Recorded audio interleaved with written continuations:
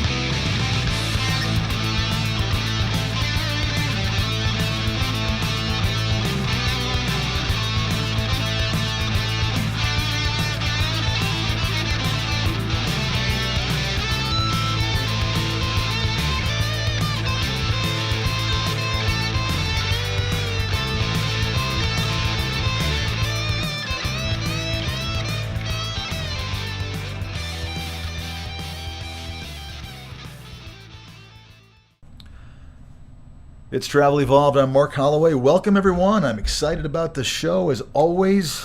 Hope everyone's having a great holiday season. I know we're recording these kind of all over the place, but especially when we have a guest like we have today. Like I said last week, I believe, I've got some really cool episodes coming up. This is one of them. One I'm really, really excited about, because this is, again, in my opinion, one of those topics that you're never going to hear someone from my side of the industry, which is the side that generates a good chunk of money from the efforts of travelers, telling travelers that maybe they shouldn't be in healthcare. I know it's weird or whatever, but that's what I want to talk about. You're going to get things from me you're not going to get from anybody else. And here's the thing. It is, in my opinion, it is kind of an unwritten, not unwritten rule, I don't want to say, a philosophy that so many healthcare professionals have inbred in them, that it's not okay to, potentially to walk away or to say, boy, this just isn't for me. You guys have a tough job. And if you're traveling, I think it's exacerbated. I think it's even harder to be a traveling healthcare professional by far than it is just to be a healthcare professional in general. I just think it flat out is. It's more stressful. Yeah, there's some good financial, but it's really the only benefit, excuse me, except for some freedoms that you might have. There's a lot there that would say, man, I think the burnout factor, we've done an episode on that, can really come into play. But you guys are so unique that I wanted to do an episode that said, when is it time to call it quits? So, when to call it quits if it isn't. And again, for some of you, I also want to kind of subtitle this one that it may not have ever been for you. And I think that's okay. I really do. And so I wanted to bring on a guest, and I found Danielle. Danielle and I have been talking for a while now. Super unique gal, very bright. She's an LPN who decided she had a different calling. And the bottom line is that she's actually a fantasy author I know of at least 3 books that she's done in a series. It's called The Birth of Fae, and we'll talk to you guys and show you how to get it. I think the team's going to put some of the artwork up. I mean, really, really cool series that Danielle has created, and she's got a really great story to tell about how this whole thing came about. And more importantly, I'm hoping to, she's waiting for us to jump on here, but I'm hoping that we can talk a little bit about, and mostly today, about how to recognize that, man, maybe this healthcare profession, especially maybe travel, may not be for me anymore, or I don't know if I can keep doing this. And I want to tell everyone out there that that's okay. And again, most CEOs be like, no, stay working, especially working for me. And a lot of you do. I mean, a lot of people out there that listen to Travel Evolved are, in fact, working directly with me. I mean, there's no two ways around that.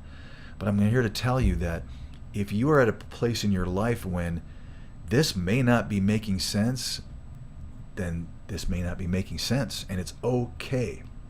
So I want to jump in with Danielle. She's on the 2 time zones ahead of me, so I know she's got a lot going on. She's got deadlines and all kinds of things that smart authors and those kinds of people have.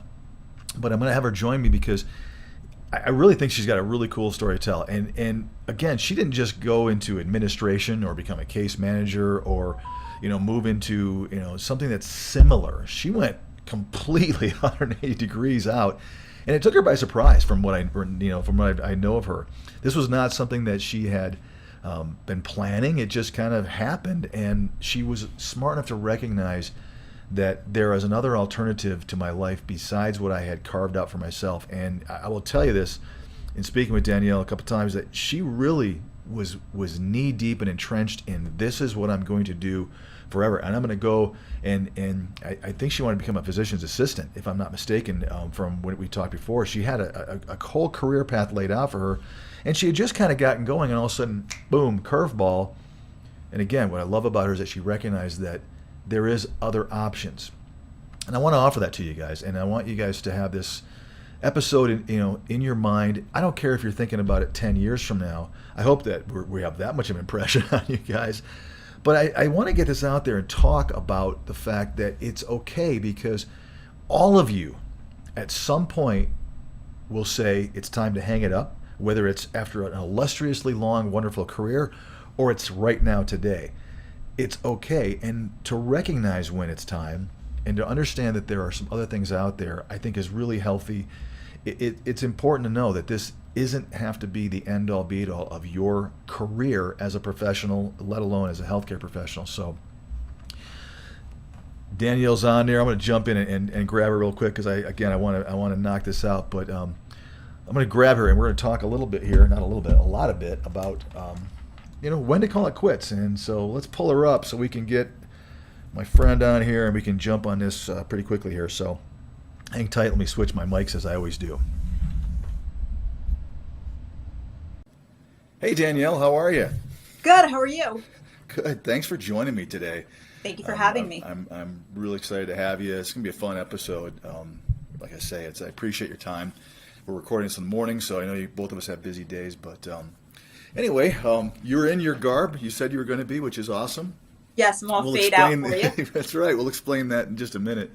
I guess as I said, and I know you may have heard me on the intro, but sometimes it's okay, in my opinion, and I think a lot of healthcare professionals kind of, I don't know if it's the Hippocratic oath or whatever it comes to, but they get, I think, kind of weird, if you will, about, I don't know if I want to stay in this industry. So, you and I are going to talk a lot about, when to call it quits, kind of a thing. Mm-hmm. I want to kind of take our listeners and our viewers back to the beginning, if you will. I guess, tell me about, your start in healthcare. You're an LPN, and you still are, right? You're still a licensed LPN? Correct, yes.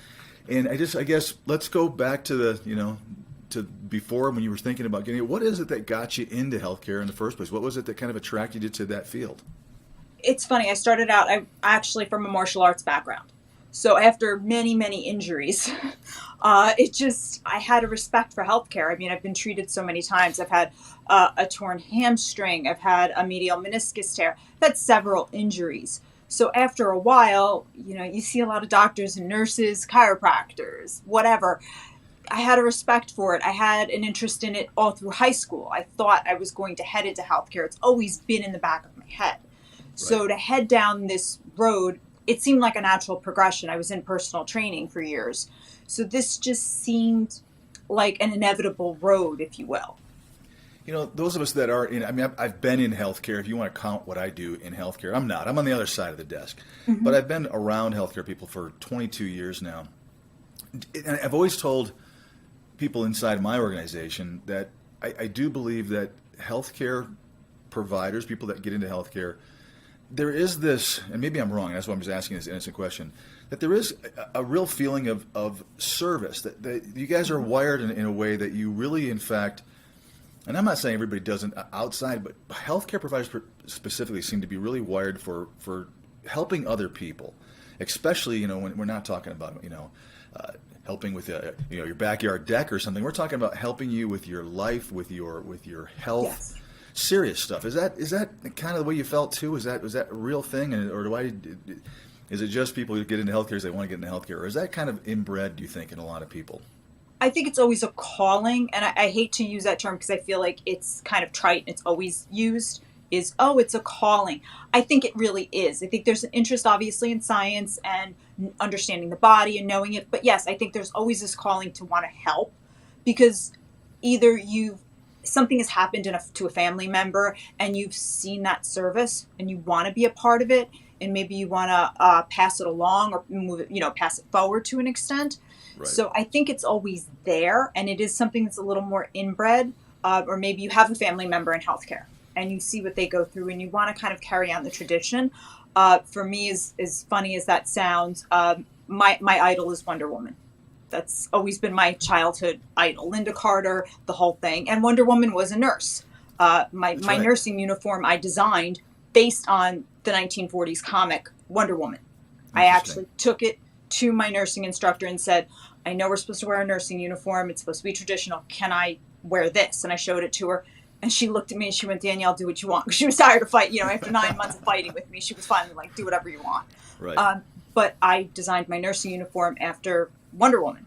Interesting. So there was always this kind of justice, this attitude of helping others that had always been instilled in me via Wonder Woman.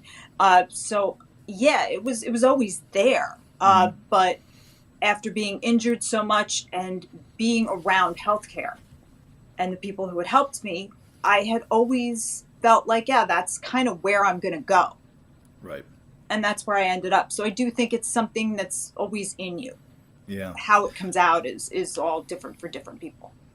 That's interesting. You know, so, and I guess we should probably just, I think it'd be important, I'm going to just say it, I'll tell our listeners and our viewers, you are currently not in healthcare. So I want to kind of, that way when you tell your story, people understand what you're doing. You're an author now, and you are an author in, and tell me if I'm getting this wrong, pardon my ignorance, but fantasy books, right? Is that the right genre I'm talking about? Yes, I'm in fantasy. Yep. Fantasy. Correct. You're published. You've written a number of books. You got a great series out there. We'll talk to our viewers and tell them how to get a hold of that here during the series. But you really went 180 degrees. So I just wanted everyone that was watching us to understand that you, in fact, did make this decision that healthcare wasn't for you at this time and potentially forever.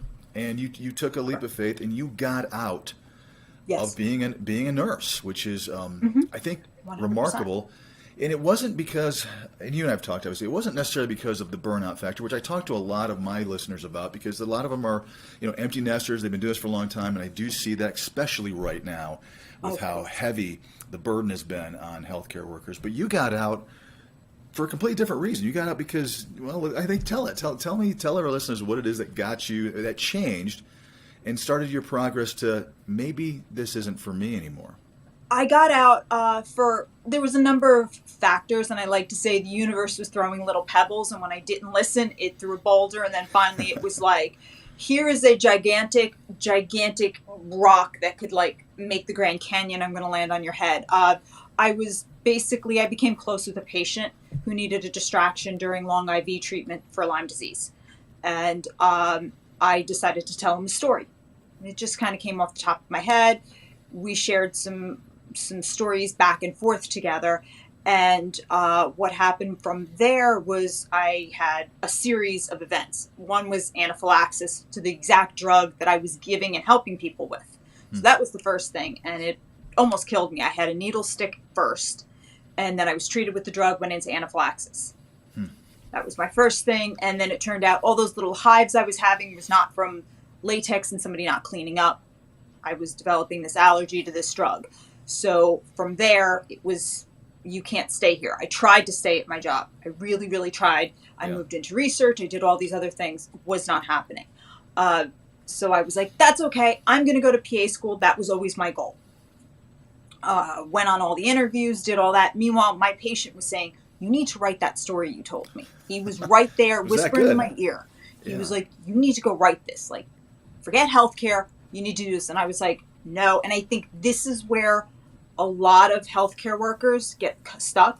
We pay so much for our education that to get out, it feels like, what did I just do? I wasted all this time and this money. So we tend to stay.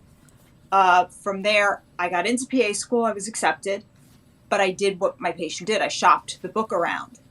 And I heard from one school that was like, look, you're allergic to this entire drug class of cephalosporins.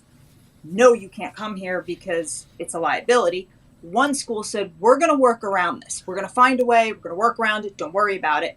But my book was accepted by a publisher. And technically, if the book came out during the time I was in the program, it was a violation of their employment contract. Really? So, yeah, I did not know that. And the head of the program called me and said, look, he's like, I'm not going to act on it. He's like, I don't know anything. He's like, blinders are on. Don't worry about it. He said, but if another teacher brings this to my attention, he's like, technically, I have to kick you out of the program. You forfeit all your credits. It's a $30,000 fine. Your loans all go into default. Wow. And he's like, and none of this transfers. None of these. He's like, it's med school. Nothing transfers. So you had to just make a decision. It was either this or that, because you could have scrapped the book at that point. And tell me, and tell us, what were you really leaning towards? Was this something that was really driving you? Or were you kind of on the fence? I mean, was it just a whim? No, I was heading to med school. I mean, I was going to PA school because I thought it's a great job. Like, you know, it's starting salary. Like, I was looking at it as, this is the logical choice. This is what I had thinking about your whole life. I had paid so much money, you know, and that was really, like I said, I think this kind of comes down to a lot of healthcare workers. I paid all this money for my bachelor's. I had paid a lot of money in prereqs because every program has different prereqs. So I paid all this money plus the application fees, and I sat through, I mean, I remember one interview was 5.5 hours. Wow. I was like, I'm not throwing this away. So I thought I was going, and then the gentleman said to me, he's like, if I was you, bet on yourself. And I just said, I'm betting on red. Let's go. Roll the dice.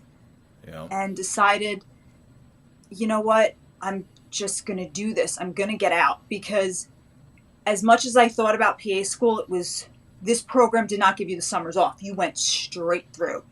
And I thought I had just done that with nursing. I had done the LPN accelerated program where I went the full time straight through. Could I do that for 2 years? So you had a bunch of things happening all at once. You had two of your, well, I guess one of them was a dream you've had for a long time. And then the other was this, I mean, obviously, clearly, if you threw out a story to tell a patient off the top of your head, you realized you also had talent for an opportunity. And I think anybody on the planet would know that if somebody's interested in something you're creating and writing, that's a little bit of a lightning in a bottle scenario. You may not have that opportunity again. So two opportunities coming together at the exact same time, what do you do? And obviously we know the story. You chose the lightning in the bottle at this point. I went with that. And there were other factors. I had applied to a nurse practitioning program because I thought, you know, let me stick with the nursing branch, you know, on the tree. Let's go that way.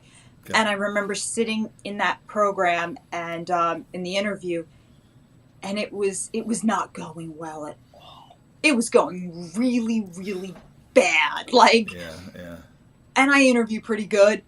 This was going so bad. At one point, one of the nurses said to me, you know what LPN stands for? And I kind of looked and I said, yeah, licensed practical nurse. She went, no, let's play nurse. RN stands for real nurse. And the doctor turned around and looked at her. And I was like, I'm sorry, I don't understand. And she was like, this is for people who want to switch careers. And it was like, I got this whole lecture. And I just thought, this is going so badly. Mm-hmm. And it was just one thing after another. And I was like, why do I want to stay in nursing? Because I had just, it was done for me, you know? And I was really like, I have this having book. The luck of having that person, there was a woman you said, that was so condescending to you. And I get that all the time. Obviously, in my role, I hear people, I had one the other day, there was a nurse was giving charge, and she happened to have the misfortune of having somebody, she had been floated to an area that wasn't her normal specialty, and this woman was really hard on her, like, what are you even doing here? You don't know what you're doing. And here's a traveler who was asked to go into a unit. This person comes in to relieve her at 7 a.m. and it was just belittling her, and she really was upset about it. And it's unfortunate that there's always that person, but in your case, maybe that disgruntled, I guess, I don't even know what to call her on a podcast, but we'll leave it at that, gal, did you a huge favor by making you go, you know what, the heck with this. I'm done.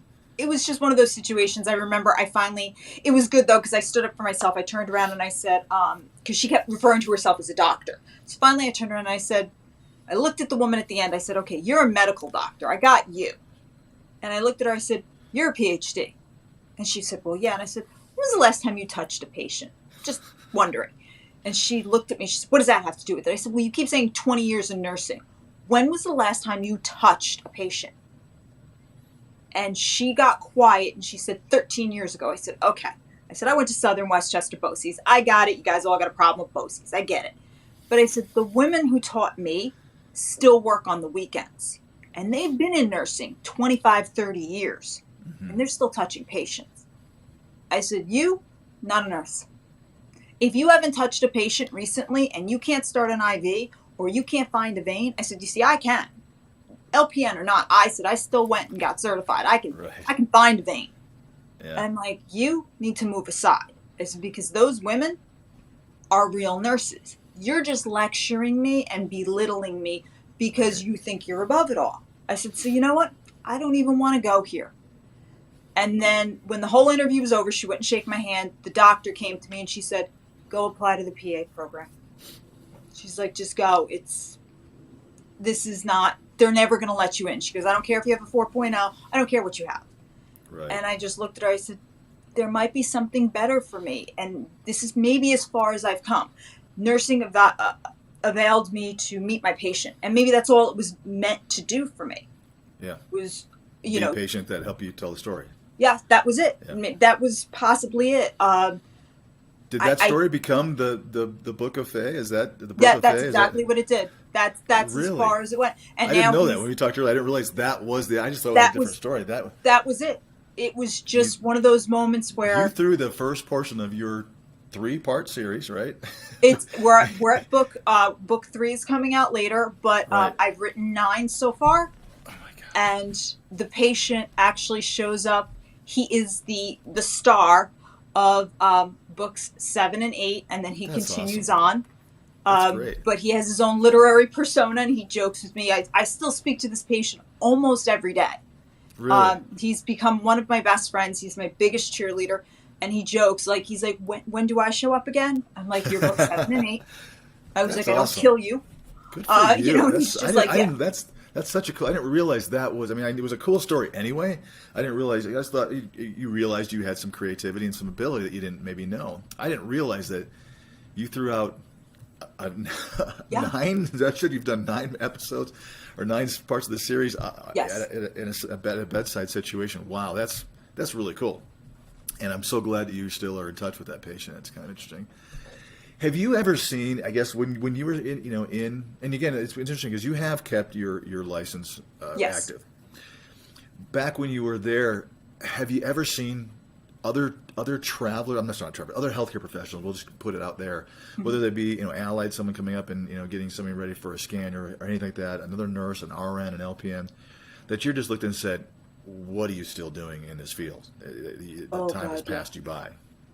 I've seen doctors like that. I've seen MAs, LPNs, RNs. I've seen several where I'm like, why are you here? What are you holding on to? And I think a lot of it comes down to sometimes the money pulls them in because let's face it, we all need to get paid. That's just how it is. I've seen people behind the desk where the temper is so short. And I think that's what gets lost in the years of being in this industry is that they're jaded. And I get it. Sometimes patients are sick. Nobody's friendly when they're sick. You're at your worst. Great point. Yeah. We're just not. I've seen it. And I was dealing with Lyme disease. These people had been passed over. They'd been told they had MS, Parkinson's, a million things, or just they were fine. It was all in their head. So by the time they got to us, they were so annoyed and frustrated. No, they're not nice. So the people Yeah. behind the desk were not happy. Some of the MAs had been there forever. The nurses, yeah, there were times where I was like, what are you doing here? Even the doctor I'd look at and go, you're now in it maybe for the money, not so much the care aspect. So yeah, I had seen more than my share, which definitely made my decision to get out Yeah. a little easier, but it also propelled me on why I didn't want to stay. And there's nothing wrong with being an LPN, so I don't want anybody to misunderstand me, but it would make my decision to want to get out of that role a lot better, and, kind of propel me forward. I knew I couldn't stay there. Yeah. That was definitely a factor. I mean, I was hired specifically for holidays and weekends. So I was there Christmas morning with these people dripping. And I'd come in with a Santa hat, munchkins, donuts, everything to try to make their day a little better. Because who the heck wants to drip for 2 hours on Christmas morning? Right. Nobody. You make a really great point, and it's something that I think is relatively unique in healthcare, and that is that it's really understandable why someone would, go into this. I'm going to help the world, and in your case, I'm going to be Wonder Woman or Florence Nightingale, whatever your vision is. Quickly, I would imagine, for many, maybe it takes longer for others, you are seeing the worst of the worst in people. And you see that throughout. I've spent a lot of time in hospitals, and you see that throughout the corridor, from I don't care if you're a case manager to somebody who's providing bedside care. There is this emotionless kind of persona that sometimes takes over, where it is more robotic, you're a machine, and that Wonder Woman, Florence Nightingale impression slowly ebbs and is beaten out of you, or is dissolved in you, whatever way you want to put it. So it's really common. So I guess for people that are watching and listening, I don't think people should feel bad. And I think that is a part of it, is that these people sometimes think, I've made a commitment to this myself, but it's financial, the amount of money I've spent. Let's be honest, you said it yourself, it can be lucrative. You're also in high demand, so you have a job. Even if you're not happy with that location or that facility, I think all healthcare professionals realize that it's kind of you're a commodity. I mean, you really do have an option to go work a lot of different places. So there's that comfort level that if I leave this as jaded or as drained as I am, I'm still walking away from either myself or something. And it's probably pretty scary, and that could, in fact, be part of the reason why people just don't want to do it, even if they should get out. I think the problem is with being somebody who wants to provide, who's a service provider and wants to help people, you do, like in my case, I saw these patients every single day. Every day they dripped. I was attached. I got attached. It's that simple. Even when my own health was affected, I was still in there helping them. I could not leave them. There were days I didn't get paid because we were having problems with insurance. I was still there. At some point, people are like, oh God, how stupid are you? But when you see these people for years walking in, you don't want to leave them, because you know the quality of healthcare you provide.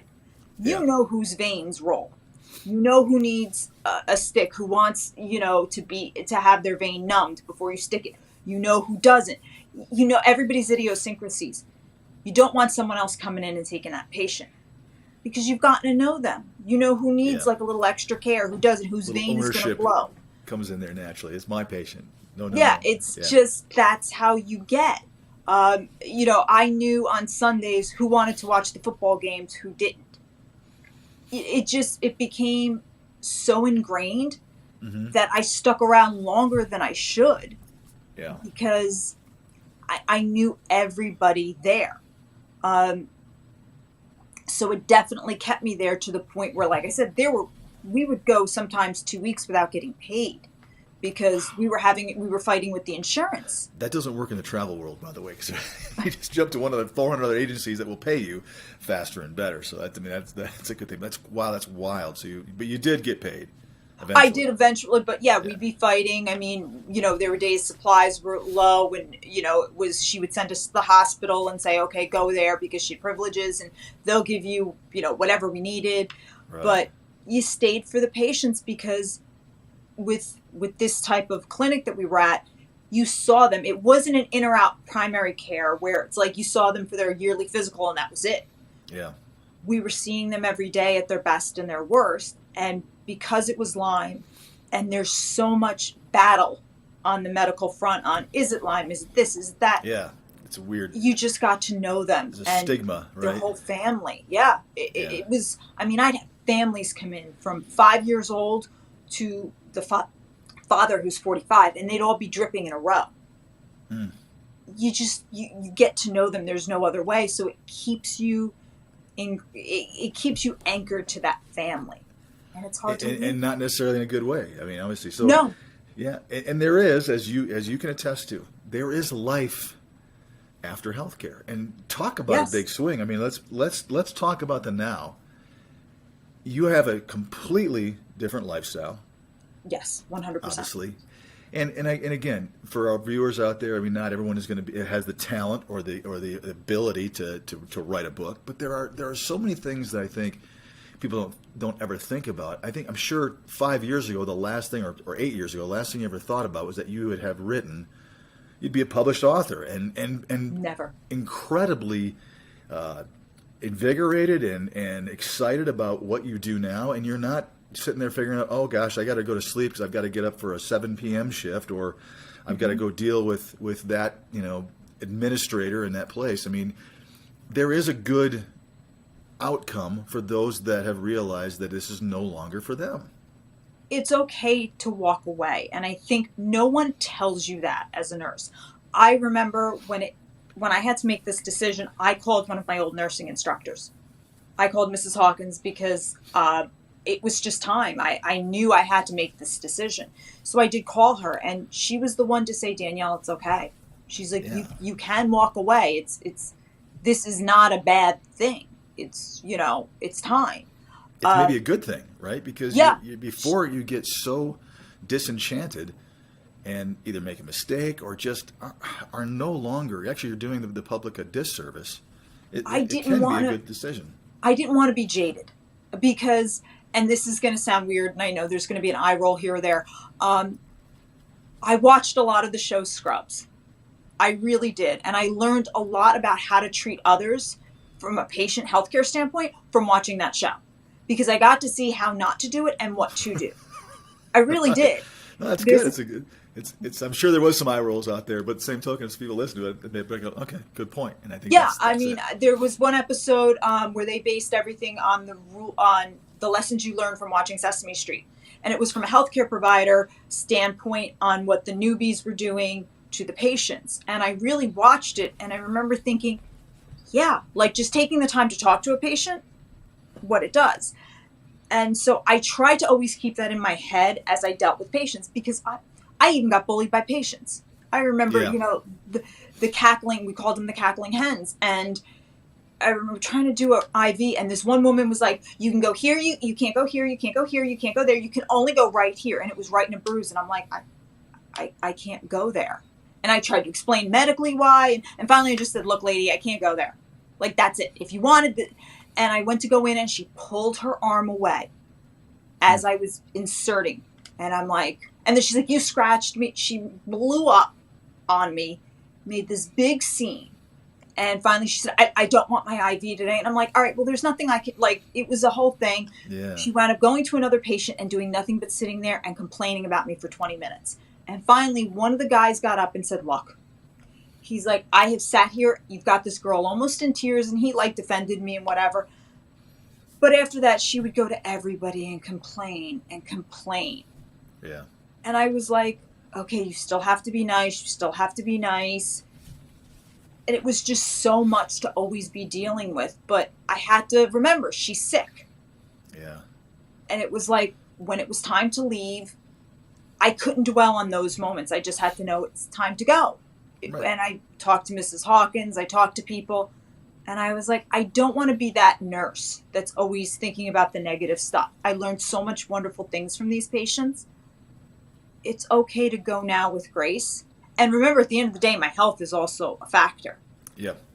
The stress I have now is totally different than getting up and having to be there for an 8 a.m. shift, prep my bags, do whatever, and work Christmas morning. I worked every Christmas Eve, Christmas morning, New Year's Eve, New Year's Day, Thanksgiving, Easter. I know the feeling.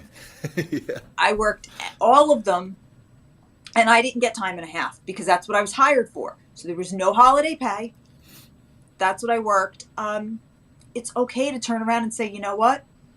I'm going to try another aspect of my life. If I ever want to go back, I have my license. Yeah. I can go back whenever I want. But sometimes you got to know when it's just time to take a step back.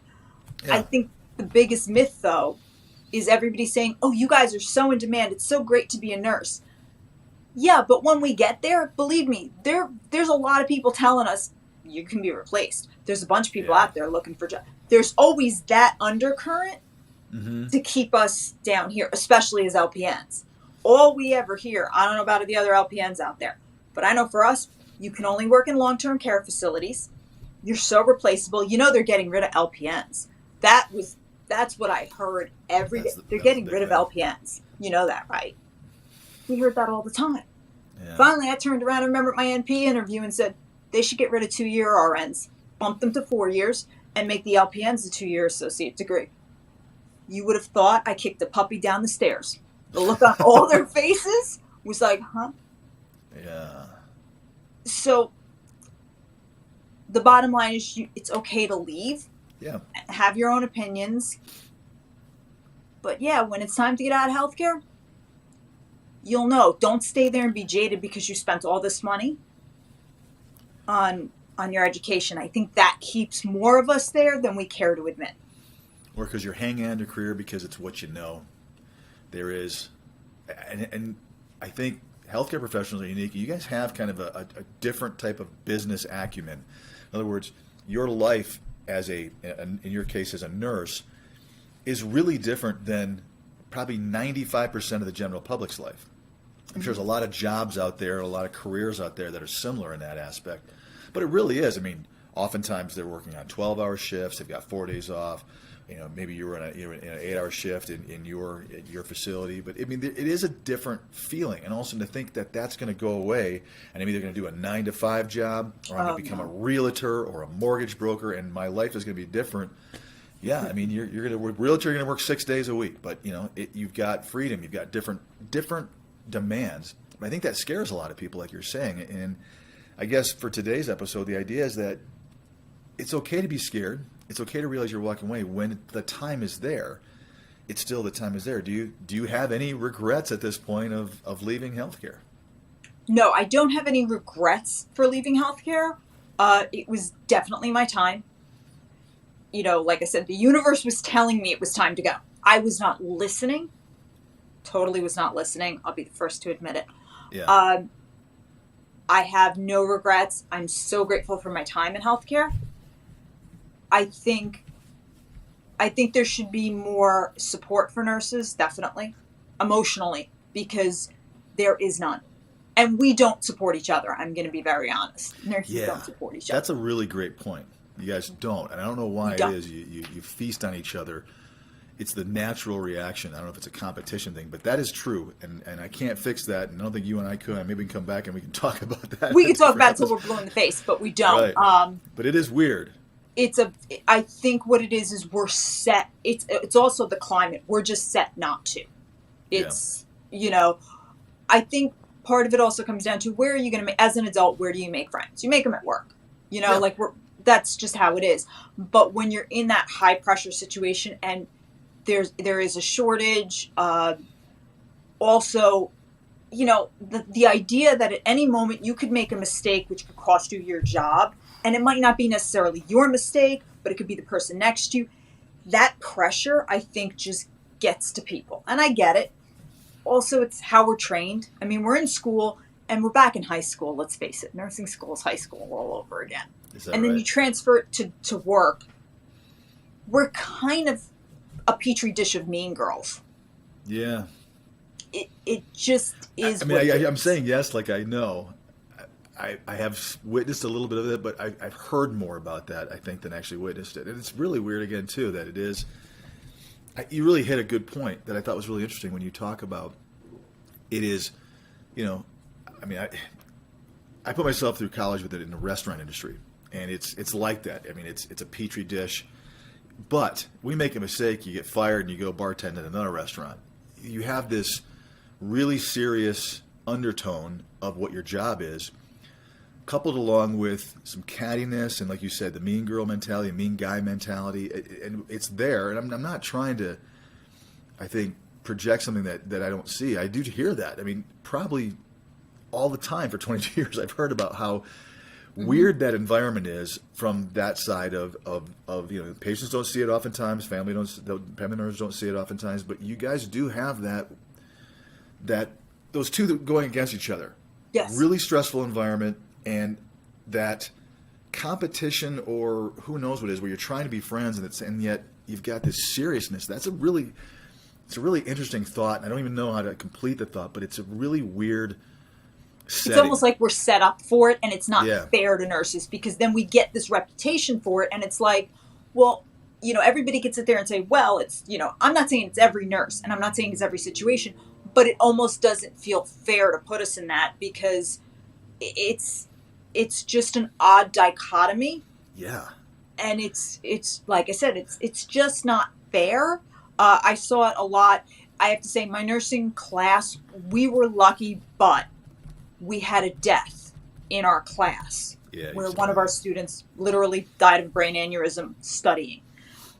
It puts a lot of things in perspective, but from the very first day we were set up, I remember there were 90 of us sitting there, and the head of the program, who was later arrested for fraud, which is kind of funny, said, look to the right, look to the left, one of you will be gone. That was the first line for us. And we were all like, well, that's a way to start an assembly. I mean, just from day one, it was like the competition was there, and it was in us. My class was very close. We grew closer after our peer's death. A lot of things changed. But I just feel like it's an old, antiquated stereotype that nurses are like this, and it's just carried on and carried through. And I do feel like there's a competition between RNs and LPNs, because they don't know what to do with the two factions, so they tend to pit us against each other. And then you throw in MAs. It's just a whole mess, and I don't think it's necessary, because there's no reason why we can't work together, but you put in the stress of the job, and now you've got issues. What a shock that people get what we just said 15 minutes ago. People get burned out, people get jaded, people get disenchanted. Yeah, I mean, how can you not? Shocker, right? And yeah, it's really, really wild. Again, this is one of those things I love. I love talking about the things that people just don't openly talk about. At least they won't. They're so scared of it. Yeah. I watched NPs and PAs go at it when I worked at another job, and I would sit there and just watch them and think, you're really going to sit here and debate who does more and who's licensed? And I would sit there and go, then you wonder, guys, like, right. this is why. And I kind of laugh, because it's like watching almost like the factions of Fae go at it with each other. And I'm sitting here going, you know, if a patient sat and watched all this, they'd be like, you're about to cut who open? No, wait, you know, like, back up. But it's also, we're set up that way. You know, the doctors, it's only 15 minutes you can see a patient, then this has to come in, this has to do this. We're under all this high pressure, and I think it just stems from the way the healthcare system is set up. Yeah, it really does feel like it's, I mean, again, just jumping back, looking 36,000 feet above it, and you probably can now, it is not surprising, it's not remarkable at all that there is such a high burnout factor. And I think the surprise, if there is one, is how long it takes a healthcare provider. Again, I don't care if we're talking about an MRI technician to a CNA to a PTA. It's not surprising. I mean, you really made some great points. You know, the people you're dealing with, the families, the patients are all in bad places. It's not a good situation. I just had surgery a little while ago, and I remember going, I'm going to be as kind as I can to my pre-op, post-op nurse, who, by the way, rolled my vein. I've still got 2 hard spots for my IV. Because I'm going to be sedated in 15 minutes, and I want to make darn sure that I'm the best patient they've seen all day, because they're going to take care of me. I don't know why a patient would feel differently. I don't know why you'd ever want to give the person taking care of you a hard time, but maybe it's age. I don't know what happens, but people get weird. So it's not surprising. Everything you've said today, I hope people out there are hearing us, that, it's a setup, like you said. It's built into the system. It is not surprising, and it is nothing to be not ashamed, but nothing to regret and say, gosh, you know what? It's time. Or maybe this was never for me. I had a girlfriend in college that was an optometric technician. Decided she wanted to go to nursing school. 3 days. Someone threw up on her. She said, I'm done. That was it. She went back and looked at, checked eyes for an eye doctor the rest of her career. Because she knew right then, she was really lucky. She realized this is not for her. So really great thoughts. Sometimes you just have to know when it looks all great. Like I said, you're watching Scrubs and you're going, I could totally do that. This looks fun. It's great. Like I said, I really thought nursing school was going to be like Scrubs. I'm going to have my buddy. We're going to hang out. It's going to be great. Doctors are going to be funny or not funny. They'll have the quirky old guy and the guy who talks fast like I do. It did not exactly go down that way. We had a lot of fun. It was great. I had some phenomenal times. My time in nursing school was a lot of fun. But getting out, it didn't exactly go that way. Right. But, overall, I'm thrilled for my time in nursing. I loved it. But I also went in thinking, I'm going to be a nurse for X amount of time. I'm going to go do this. I'm going to go do that. I'm going to wind up as a mid-level provider. That was always my goal. Yep. The universe turned around and went, yeah, no, Danielle, sorry. Thank you so much. And that was it. I got out when I did. I'm happy that I got out. Are there days that I'm like, I wish I was a New York Times bestselling author? Well, of course, we'll get you there. I'm working on it. Right. Okay. So let's switch gears from it. Let's talk about. I want to talk about the fantasy genre. I mean, again, let's talk about the birth of fae. I want to know more about this. I'm not very knowledgeable about this genre. Okay. So let's talk about it. I mean, is this something you've always been, you've had an interest in? I'm a comic book geek. That's my first love. But, I like Mists of Avalon, high fantasy. But, I've always been a reader and that kind of thing. Did I think I'd ever write a high fantasy book? No, not in a million years. My dad will tell you that he found some essay from me when I was in second grade that said, one day I want to be an author. But, the next day I said I want to be Wonder Woman. So go figure. Right. But I always loved cosplay, comic books, that kind of thing. I've always been into that my entire life. So interesting. This is, imagination is imagination. So you're basically pulling out, you've created a world, so to speak, right? A fantasy world. You pulled, there's I'm sure there's reality behind it, but it is a fantasy world that you've created out of your head. You've created characters. You are dressed as the main character, right? Is the main character based on you? Queen Aurora is kind of based a little bit on a lot of women that I admire. I like to think she's probably the best of us and the best of a lot of women, but there's a little nursing in her in the sense that, she wants to take care of everybody. She wants to take care of her kin. The series is based on the idea that there are angels who did not get involved with the war between the Creator and Lucifer, and they are stuck here on Earth. So you have the virtue angels, which are the ones who take care of nature and get the planet ready for humans. And then there are the Power Brigade, the foot soldiers of the archangels. And they have both been left here, and now they have to survive because they cannot go home. They cannot go home to the Shining Kingdom. They don't know why they're locked out. And they become what we know as the fae, but they are the gods and goddesses of the polytheistic pantheon. Your Roman gods and goddesses, your Egyptians, your Greeks. Yeah.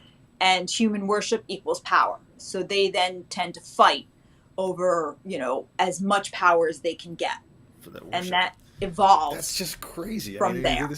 You're talking so far over my head, but at the same token, I think I think it's amazing that again, it's one thing to come up with, create a fictitious, book that's based upon, things that are in our world, right? It's another whole thing completely to create an entire world. Which I mean, I have a lot of respect for that. To me, it's insane that, again, your brain thinks this wonderfully beautiful way where it says, I'm just going to create this whole environment for me, and you've obviously worked really hard at it. You did it like that, sitting by a patient's bed, which is pretty remarkable if you really look back on it. And I'm sure you probably are blown away that that's become this. I am blown away that it became all of this. It was funny because it just took a conversation, which I think is something that's kind of lost today in nursing because we're so rushed. But it just took a conversation. I mean, all he said was, I don't want to do this anymore. You got to entertain me and keep me in this chair.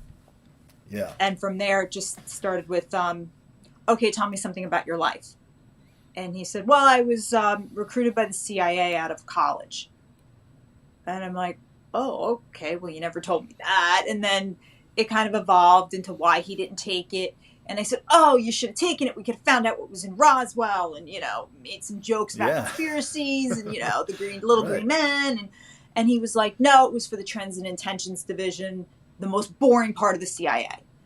And I'm like, okay, well, I was like, well, you still should have taken it. We could have found out this. And I was like, where Lyme really comes from. And once again, we kind of played with the conspiracy theories about Lyme. Mm-hmm. And then he was like, yeah, Plum Island. And I said, no. And out of my mouth to this day, I still don't know what made me say it because I wasn't really reading any Fae books or anything. I was on another Wonder Woman comic book kick. And I said, no, Lyme came from the Fae. And he just looked at me. He went, the what? And I was like, yeah, the Fae. I'm like, they don't like the way we're treating the planet. So this is them getting even with us. And he was like, who are the Fae? And I'm like, come on, a CIA agent like yourself. I was like, I said, you're really here to find out if the nurse is, the brains behind this whole operation. I was like, she's really a Fae hybrid, and you're here to find out and bring her in. And he went, yeah, that's why I'm here. And he's like, but tell me more about the Fae. And then off the top of my head, I said, they're angels who can't go home. And I just started spinning this story. And every time something happened in the IV room, I just spun it in. So the doctor had this big black Labrador. And the dog walked in and I was like, oh, and the king had a black dragon. And just something would happen. I'd spin it. And we just kind of kept talking. So every time he came in, I told him another piece. And that's really how it came about. So I just took real life things and sprinkled a little fairy magic on it. Not thinking this was going to go anywhere. I didn't really. Sure. Yeah. What? But it did, and I mean, obviously, it's really interesting that you've got nursing in your books. You've got, I mean, any author, I would imagine. I'm not an author, but any author would there's no way to kind of keep real life and your experiences out of your writing. It just comes into play. Yes. You're unique in the fact that you could really take it anywhere you want to go. You don't have to base it on that much fact. It's all in your head. You can do whatever you want and pull in your own world, your experiences, what you're wanting to go forward. I don't know. It's pretty remarkable. I'd love to tell everybody how they can get where can they find the series and as they come out. Where's the best place that our listeners can you can get it on Amazon, Barnes and Nobles. The first book, Locked Out of Heaven, is actually on Audible. We're already working on the second book to go on Audible right now. Great. But first book is Birth of the Fae, Locked Out of Heaven. Second book is Birth of the Fae, Thine Eyes of Mercy. That just came out, and then the third book is already on its way. So, for, either place, Amazon or Barnes & Nobles, they're published by Four Horsemen. So, figures, I'm published by Four Horsemen Publications. It just kind of works. But, right. Or you can, follow me on Instagram at birthofthefae_novel or birthofthefae.com. That kind of gives you everything that's up and coming on the Fae. But I'm very excited about it. And the fact that it all kind of came from a patient, I think is really unique. Yeah. It's a really great story that I hope that you'll, as you become more and more famous, you'll remember your friends here at Travel Evolved, and we'll all say it all came from a patient, which is such a cool. I think it's a cool story that I'm looking forward to having you tell many people, for sure. We obviously had some artwork. We're going to show that. We showed that in our intro, so people will be able to see it and know that Fae is FAE and how to spell everything and be able to see and find you. I'll have the team throw some of that stuff up there because I think it's cool when you get to talk to somebody to then go back and read their works. It makes it more personal. You actually can see you as you're reading the book and envision, you know, what was going on in your head and how to do that. But, it's very cool. I'm very happy about all of it. It's afforded me to Yeah. meet so many cool people. I've been able to even collaborate poetry with I have a gentleman on Instagram that I collaborate with, Panda Poetic Panda, you know, like just cool people that I would never have met through without nursing to propel me and Right. springboard me forward. Even my crown, I was made by a fan, Enchanting Earth.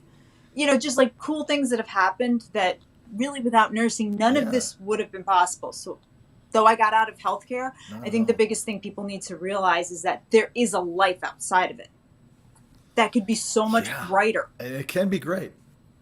Right. And we're not saying get out of healthcare, but we're saying reevaluate if it's time and be ready If it's for when time, it is time. don't be ashamed. And it's okay. Yeah, and there's definitely some really wonderful things out there that aren't what you always envisioned in your head as being what you were going to do until you retired. There are some options, and if you feel yourself needing to explore those options, explore them. I think is the way. I think to that's wrap it a up, good so. point. And talk to your patients because you don't know where they'll lead you. You know, that could be another factor. I wouldn't have gone down this road without that patient. If he didn't open up to Right. me and I didn't open up to him, we wouldn't have gotten this far. So that's Never. another way to look at it, is that we all have a Never story to close. share. Yeah, definitely. Well, I really appreciate it today. Thanks for joining me. Thanks for kind of enlightening us on everything. I think it was a really, really good discussion. And there's a lot that you made me think about that I haven't really thought about, which I appreciate because there's a lot of meat that we went over that is really good potential topics for me to bring up again, or even full episodes on Travel Evolve. So I love to think about having you back down the road. We can I'd love cover it. some of those topics potentially. So stay in touch, as I hope you will. Thank you so much for having me. I will talk to appreciate you it. soon, Danielle. Very cool.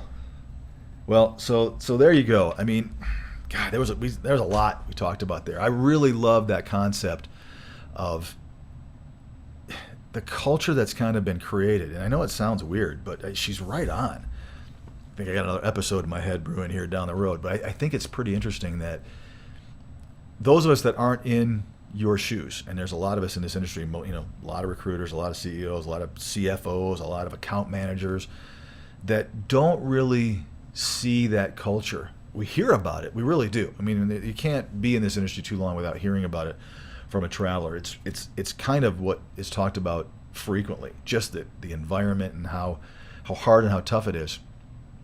But I really felt that Danielle kind of really opened up some of my eyes to, yeah, what a shock, what a surprise that people do get burnout. I would have had a whole different episode possibly on the avoiding burnout episode if I could envelop some of Danielle's thoughts that she kind of put on me here, for sure. But I do think there's something there that we should, again, on Travel Evolved, openly discuss. It's an interesting culture, and it's an interesting scenario that you guys are thrust into every time you walk into that facility. And I think, as she said, recognizing that it's a time potentially for you to say, this is no longer for me. And I would understand, I think anybody would right now, how culpable that experience could be with what we're going through and how high demand things seem to be, and looking at the rewards and looking at the risk and saying, you know, maybe at this point it's time for me to go away. I think it's okay to think that way. So to recognize that's one thing, and then, like we talked about, to not beat yourself up about the fact that you don't have to stay in healthcare. I mean, there's no blood oath that you took that said, this is what I'm going to do forever. And for some of you out there, maybe we're hitting it home with you that it is okay to say, I need to pursue something different, or it's time for me to switch my career, because I don't want to be at a point where I'm burnt out. I don't want to be at a point where I no longer have the patient's best interest in mind, and I'm just in that robotic area and frame. Guys, there will be people in school and trade schools that are getting the education that you have to come in and potentially replace you. I don't think it's at the level that we're at now. I think it seems to me that things are dropping off. I do think I've heard some rumblings that there are as far as nursing goes, there are some high increases in nursing school if they have the capacity to handle that, which is always the issue. So that could be on the rise because people have heard it's lucrative. So, who knows if that's really accurate. But I do think, as in general, as we always have talked about in our industry, the baby boomers getting older and the nursing shortage doesn't seem to be going away. I think allied professionals there are certain specialties that have a surplus sometimes, and they definitely have a vacancy where there isn't as many. So you guys know more about how in demand you are in your particular specialty. But regardless of all that, having the wherewithal to say, hey, I'm feeling a certain way, and I'm okay with that. I'm okay with the fact that maybe this is something I want to get out of and change and go a different direction. To me, it's just a healthy conversation, because every one of you is going to come to that crossroad at some point, whether, like I said, it's the end of your career or very quickly, that you're going to have this discussion with yourself. And I hope that we pop into your head, and I hope that there is, that thought and idea that you're going to be okay. You're going to be okay. Most other people in other careers change their careers frequently. I was in advertising when I first got out. Didn't mean I had to be an ad guy the rest of my entire life, and barely was. Realized quickly that it wasn't for me. I just had other opportunities. This one also fell into my lap. Had no intention of ever being in healthcare staffing. Didn't even know what it was, and didn't even know that travel nursing was a thing. I think I've shared with you guys before. Had no clue what this world was even like. So anyway, I thought that was a really remarkable conversation. There's a lot that's making me think out loud right now, and I'll put some thoughts down on some paper, and we may come up with some new things, and maybe I can have Danielle come back and we can address some of those. But anyway, I appreciate it as always again today, guys. Know when to call it quits. It's okay to say it's time to be done, and it's just some food for thought. Have a phenomenal, if this is being released, I think early on in 2022. I hope it's a great year for everybody in healthcare. I hope that people stay making good money. I hope that there's still a lot of demand and need for what you do, and I hope you stay traveling. To be honest, I'm just being that CEO again. I really do, because if it is for you, I hope you stick with it. And we appreciate you. All of us do, whether they tell you or not. All of us appreciate you, and all of us are very thankful for your efforts, because it's part of the cog, and it all works out pretty well if it's done right. So, guys, as always, I appreciate it, and I will catch you next time on Travel Evolved.